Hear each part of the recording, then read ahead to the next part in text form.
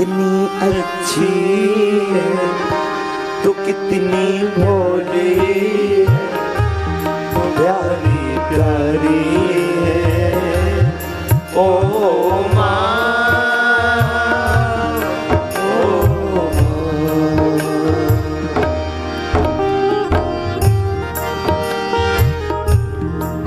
यहाँ जितने बैठे हो ना, मैं एक निवेदन करूं ना, तुम दुनिया को रुला देना पर माँ बाप को स्वप्न में भी मत रुलाना।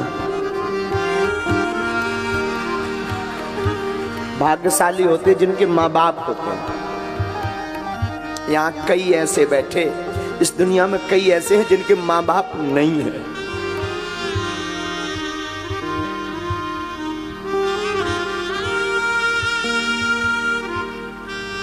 वो माँ को डांट देना, माँ से उलाहना कर लेना, माँ से लड़ लेना, और फिर भी माँ कितनी भोली, कितनी अच्छी, कितनी ममतावान कि वो फिर रात को भोजन की थाली लेकर आती, ले खा।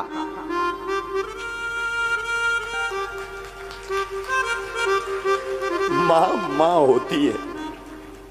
माँ ना, हमारी व्याख्या माँ पे विराम हो जाती है। माँ पर कोई व्याख्या नहीं। कोई हमसे पूछे धरती का भगवान क्या है, कौन है, मुझे लगता है पूरे विश्व का भगवान तो कृष्ण है। हमारे सच है, पूरे विश्व के भगवान तो कृष्ण है, पर धरती के भगवान माँ बाप है।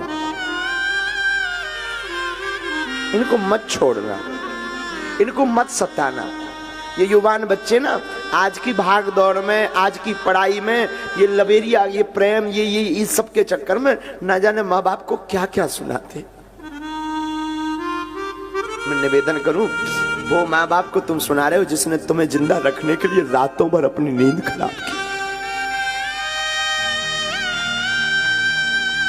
रात भर सोई नहीं, वो स्वयं भूखी रही, तुम्हें खिलाती रही। वो पिता जो तुम्हारी पढ़ाई के लिए रातों भर खेतों में काम करता, रातों भर मेहनत करता, हमारे बच्चों को कोई असुविधा ना हो। निवेदन करूं, सबको सताना, पर बच्चों माँ बाप को मत सताना।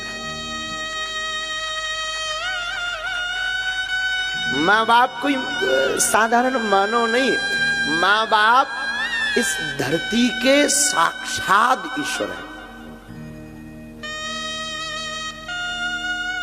तुम कितना गाली बकलो, बाप एक घड़ी बड़े निष्ठुर रहेंगे, पिताजी थोड़ा होते हैं कठोर कई बार, पर माँ एकदम सरल। चोरी से रुपया दे देगी, तुम गलती कर दोगे तो वो पिता से लड़ जाएगी तुम्हारे लिए, अपने पति से लड़ जाएगी तुम्हारे लिए, तुम्हारे पिता से लड़ जाएगी, लेकिन पक्ष हमेशा बेटा बेटी का लेगी। तुम उस माँ बाप को चंद दिनों के यार प्यार के चक्कर में, चंद दिनों की मोहब्बत के चक्कर में 20 साल की मोहब्बत को ठुकरा देते हो। हम ये नहीं कहते तुम प्रेम ना करो, तुम प्रेम करो, पर माँ बाप की रजा से करो।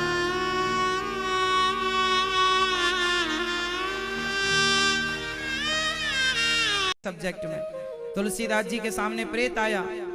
तुलसीदास जी ने कहा कौन हो? बोले मैं प्रेत हूँ। यहाँ कैसे? बोले तुम शौच का जो जल डालते थे यहाँ पर, वो हम पीते थे और हम बड़े प्रसन्न हो गए, तुमने हमारा पेट भरा, अब हमसे कुछ वरदान मांगो।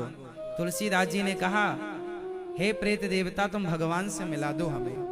प्रेत बोला हम भगवान से मिल जाते तो हम मोक्ष ना पा लेते, प्रेत क्यों बनते, पर तुम्हें भगवान से मिलने का उपाय, जब तुम कथा सुनाते हो तो पीछे हनुमान जी आकर बैठते हैं, एक रूप बदलकर, तुम उनके पांव पकड़ लेना, वो हनुमान जी हैं। तुलसीदास जी ने देखा पीछे गंदा सा आदमी आके बैठता, हनुमान जी ने तुलसीदास जी ने पांव पकड़ लिया, फिर वो हनुमान जी के रूप में प्रकट भये। फिर उन्होंने राम जी का दर्शन कराया वो स्वामी तुलसीदास जी को, वही दोहा गा करके कि चित्रकूट के घाट में भई संतन की भीड़ और तुलसीदास चंदन घिसे तिलक लेत रघुवीर।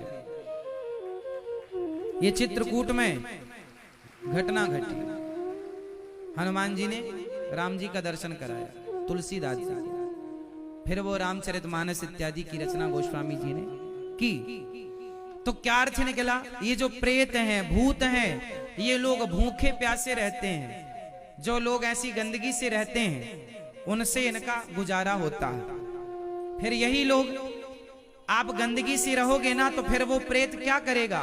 एक दिन आपकी तरफ झपट्टा मारेगा, क्योंकि आपके घर में गंदगी है तो वो खाने पीने आता है।